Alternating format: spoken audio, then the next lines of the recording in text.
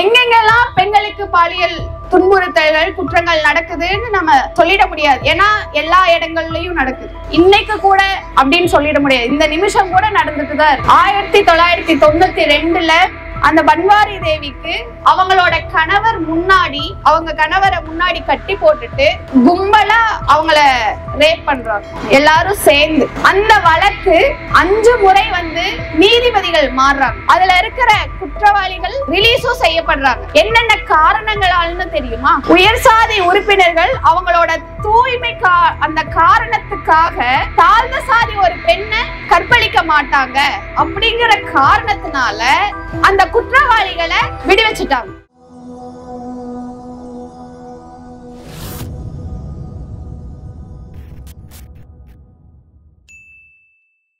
பெண்கள் குழந்தைகள் மீதான பாலியல் வன்கொடுமைகள் வன்முறைகள் இதற்கான பட்டினி போராட்டம். இதை ஏன் முதல்ல இங்க நடத்துறோம் அப்படிங்கறத நான் பதிவு பண்ணணும்னு நான் நினைக்கிறேன். அகில இந்திய முற்போக்கு கழகம் ஒரு 2 வாரங்களுக்கு முன்பு ஒரு ஆர்ப்பாட்டம் ஆர்கனைஸ் பண்ணியிருந்தாங்க. அத காவல்துறை நடத்த விடாம அச்சப்படுத்தி மறுத்து அடுத்த நாள் நிகழ்வுனா அதற்கு முன்னாடி நாள் மறுத்து கடிதம் கொடுத்து அதையும் மீறி அவங்க நடத்த போனவங்களை கைது பண்றதுக்கான வேலைகள் எல்லாம் செஞ்சாங்க. அதற்காக தான் இந்த வடிவத்தை நாங்க முன்னெடுத்தோம். எங்களுக்கும் இந்த வடிவம் தான் எடுக்கணும் அப்படின்றதெல்லாம் இல்லை. ஆனா எங்களோட கோரிக்கைகளை எங்களோட நியாயங்களை பதிவு பண்றதுக்கு எங்களுக்கு ஒரு தளத்தை இந்த முறையில நாங்க ஏற்படுத்திக்கிட்டோம். தொடர்ச்சியா பெண்கள் மேல குழந்தைகள் மேல பாலியல் வன்கொடுமைகள் குற்றங்கள் நடந்துட்டே தான் இருக்கு. இன்னைக்கு கூட அப்படின்னு சொல்லிட முடியாது. இந்த நிமிஷம் கூட நடந்துட்டு தான் இருக்கு. நேத்து வயதான முதிர்ந்த ஒரு அம்மா கிட்ட பாலியல் வன்முறை நடந்திருக்கு. 7 வயது குழந்தைகிட்ட நேத்து பாலியல் வன்முறை நடந்திருக்கு. 3 பேர், அது கூட்டு பாலியல் வன்முறை. இன்னைக்கும் சென்னை தாம்பரம் பக்கத்துல ஒரு பெண் குழந்தை கிட்ட 7 வயது பெண் குழந்தை கிட்ட 2 பசங்க ஒரு வயதான ஆண் 3 பேரும் சேர்ந்து பாலியல் வன்கொடுமை பண்ணியிருக்காங்க. போன ஒரு 2 வாரத்துக்கு முன்னாடி கோவையில வந்த ஒரு தீர்ப்பை நான் சொல்ல நினைக்கிறேன். 50 வயது ஆண், அந்த ஆண் ஒரு 13 வயது பெண் குழந்தைய பாலியல் வன்புணர்வு செஞ்சாருன்னு சொல்லி 20 வருஷம் அவருக்கு போக்சோ ஆக்ட் மூலமா தண்டனை கொடுத்திருக்காங்க. அப்போ இன்னும் போக்சோ போட்டு வழக்கு போட்டு தீர்ப்பு வழங்காத நிறைய வழக்குகள் இங்க இருக்கு. ஒவ்வொரு நாளும் ஒவ்வொரு நிமிடமும் இது மாதிரியான பெண்கள் மீதான தொடர்ச்சியான பாலியல் வன்முறைகள் பாலியல் குற்றங்கள் நடந்துட்டேதான் இருக்கு. இதற்காக இந்த சமூகம் என்ன செய்யுது அப்படின்ற ஒரு கேள்வியை நம்ம கேட்டுதான் ஆகும். அந்த சமூகத்துல நாங்களா இருக்கிறதுனாலதான் இந்த மாதிரியான ஒரு போராட்டம். ஆனா இதவே நிறைய பேர் இங்க வேடிக்கை பார்த்துட்டு இருக்கீங்க. ஏன்னா நம்ம வீட்டு பிள்ளைங்களுக்கும் சேர்த்துதான் இது நடக்குது அப்படிங்கிற புரிதல் கூட இல்லாம இருக்கும். அவங்களுக்கும் சேர்த்துதான் நாங்க இங்க நிக்க வேண்டியதா இருக்கு. நிறைய இடத்துல அந்த விஷயங்கள் அந்த வன்முறைகள் செய்திகள் பெருசா பேசப்படுது. கொல்கத்தால இப்ப நடந்ததா இருக்கட்டும், இல்ல சென்னையில நடக்குது, நிர்பயாவுக்கு நடக்குது, அது மாதிரியான பாலியல் குற்றங்கள் எல்லாமே பேசப்படுது. அதே போல அரியலூர் நந்தினியை பத்தி எவ்வளவு பேருக்கு தெரியும்? அந்த பொண்ணுக்கு நடந்த பாலியல் வன்முறையை பத்தி எவ்வளவு பேருக்கு தெரியும்? அந்த பொண்ணுக்கு அப்படி என்ன நடந்ததுனாலும் யாராவது கேள்விப்பட்டவங்க இந்த ரோட்டோரத்துல இருப்பாங்கன்னு நம்மளால சொல்லிட முடியுமா? அந்த பொண்ணோட பேராவது தெரிஞ்சிருக்குமா அப்படின்ற கேள்விதான் எனக்குள்ள எழுந்துட்டு இருக்கு. ஏன்னா சாதி காரணமா இருக்கு, மதம் காரணமா இருக்கு. இது எல்லாத்தையும் தாண்டி பொதுவா பெண்கள் அப்படின்னு இந்த இடத்துல நம்ம சேர வேண்டிய ஒண்ணு இருக்கு. எங்க இருந்தாலும் பெண்கள் மீது நடக்கிற பாலியல் குற்றங்களும் வன்முறைகளும் குறைஞ்சு போறதே இல்லை. இப்படி ஒரு நாள் நீங்க போராடிட்டா எல்லாம் கிடைச்சிருமா அப்படின்னா இல்ல. நாங்க இப்படி இந்த இடத்துல வந்து கேட்கறதுக்கே எங்களுக்கு முன்னாடி போராடினவங்க தான் அந்த தைரியத்தை எங்களுக்கு கொடுத்துருக்காங்கன்னு நான் சொல்ல முடியும். விசாகா கமிட்டி அமைக்கணும் அப்படின்னு நம்ம கேட்கிறோம். அப்படி என்ன விசாகா கமிட்டி? அப்படி விசாகா குழுவை பத்தி எத்தனை பேருக்கு நமக்கு தெரியும்? அந்த விசாகா குழு எப்படி அமைச்சாங்க? எந்த காரணத்துக்காக அமைச்சாங்க? பன்வாரி தேவி அப்படின்னு ஒரு பெண், அவங்க ராஜஸ்தான் மாநிலத்துல பத்தேரி கிராமத்துல மாநில பெண்கள் மேம்பாட்டு திட்டத்துல வேலை செஞ்ச ஒரு பெண். 1992 குஜார் சாதி, அந்த சாதிய சேர்ந்த ஒரு குடும்பத்துல இருக்கிற ஒரு 9 வயது பெண் குழந்தைக்கு திருமணம் பண்றாங்க. அதற்கு இவங்க வந்து இப்படி திருமணம் நடக்குது அப்படிங்கிறத மறுக்கிறாங்க. அது இவங்களோட வேலையே அந்த மாதிரி பெண் குழந்தைகளுக்கு பெண்களுக்கு நடக்கிற பிரச்சனைகளை வெளி உலகத்துக்கு சொல்றதும் அவங்களுக்கு நீதி வாங்கி கொடுக்கறதும் தான் அவங்களோட வேலையா இருந்தது. ஆனா அது அவங்க வந்து இது பண்ணும்போது, முறையிடும் போது இது திருமணம் இல்ல, சாதாரண ஒரு விழா அப்படின்னு சொல்லி முடிச்சிடறாங்க.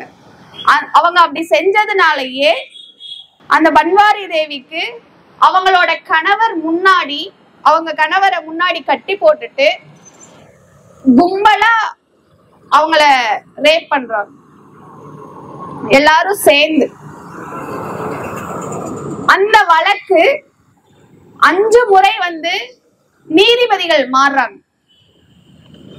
நீதிபதிகள் மாறி அதுல இருக்கிற குற்றவாளிகள் ரிலீஸும் செய்யப்படுறாங்க. என்னென்ன காரணங்களால்னு தெரியுமா? ஒரு கிராம தலைவர் கற்பழிக்க முடியாது, கற்பழிக்க மாட்டாராம். ஒரு கிராம தலைவரா இருக்கிறவரு கற்பழிக்க மாட்டாராம். பல்வேறு சாதி ஆண்கள் எல்லாம் சேர்ந்து கும்பலா சேர்ந்து கற்பழிக்க மாட்டாங்களாம். அதுல ஒருத்தர் 70 வயதானவர் இருக்கார். அதுக்கு சொல்றாங்க 60-70 வயது முதியவர்கள்லாம் பாலியல் பலாத்காரத்துல ஈடுபட மாட்டாங்க. அதுவும் உறவினர் முன்னாடி எல்லாம் ஒரு மனிதன் கற்பழிக்க மாட்டான். அதுவும் முக்கியமா உயர் சாதி உறுப்பினர்கள் அவங்களோட தூய்மை அந்த காரணத்துக்காக தாழ்ந்த சாதி ஒரு பெண்ணை கற்பழிக்க மாட்டாங்க அப்படிங்கிற காரணத்தினால அந்த குற்றவாளிகளை விடுவிச்சுட்டாங்க.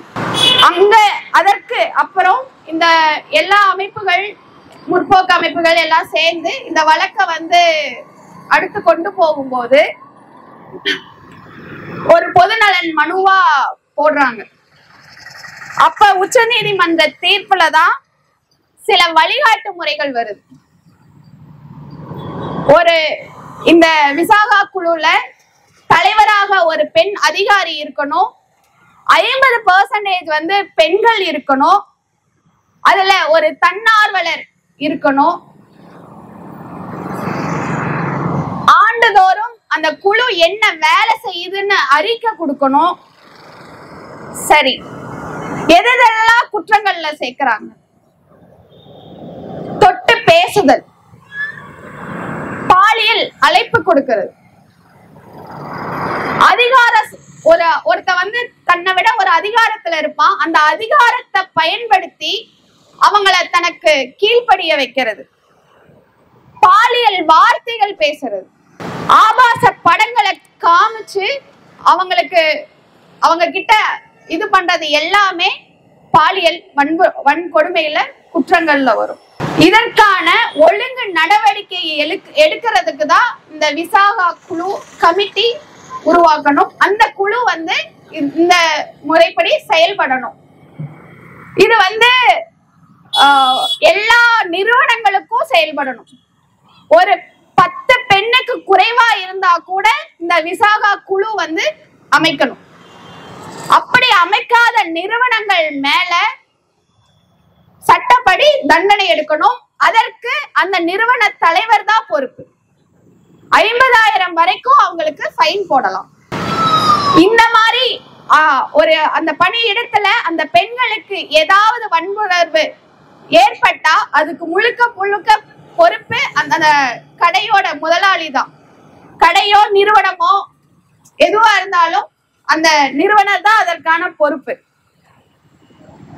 அதுவே அரசு அலுவலகங்கள்ல வேலை செய்யறாங்க அப்படின்னா மாவட்ட ஆட்சியர் தலைவருக்கு கீழே அவரும் சேர்ந்து ஒரு குழு அமைச்சு அந்த விசாகா குழு தான் அதற்கான ஒரு பொறுப்பு.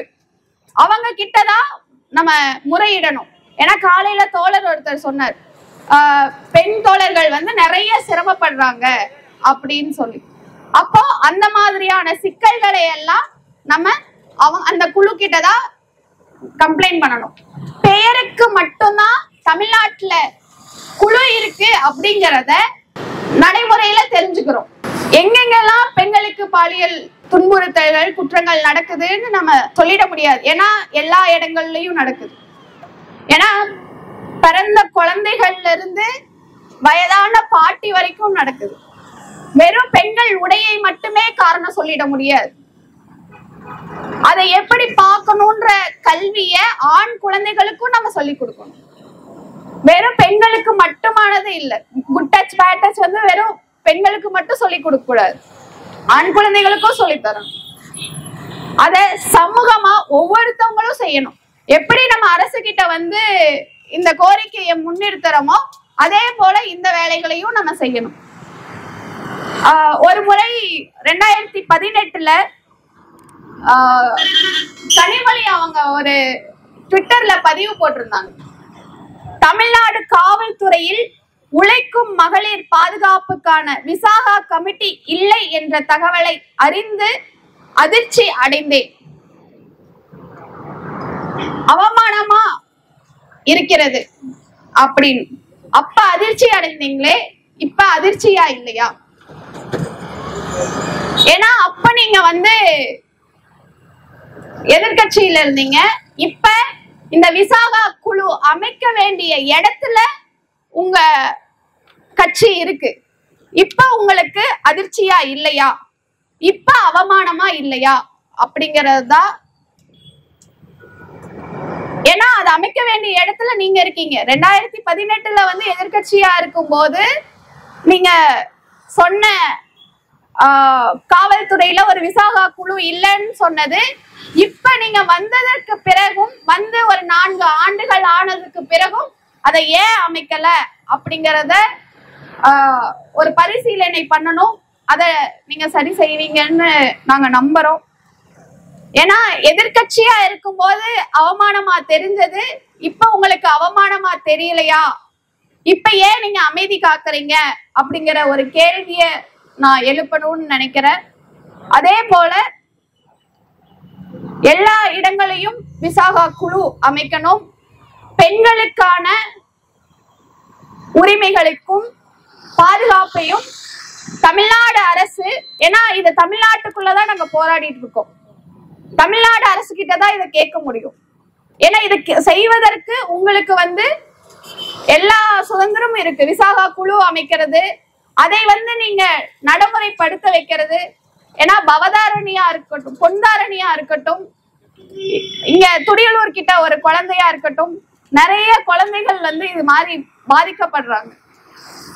இத வந்து அரசு உடனே கவனத்துல எடுத்து விசாகா குழு அமைக்கணும். இந்த பாலியல் வன்கொடுமைகள் நடக்காம தடுக்கிறதுக்கான எல்லா வேலைகளையும் அரசு செய்யணும் அப்படின்னு கேட்டுக்கிறேன். நன்றி.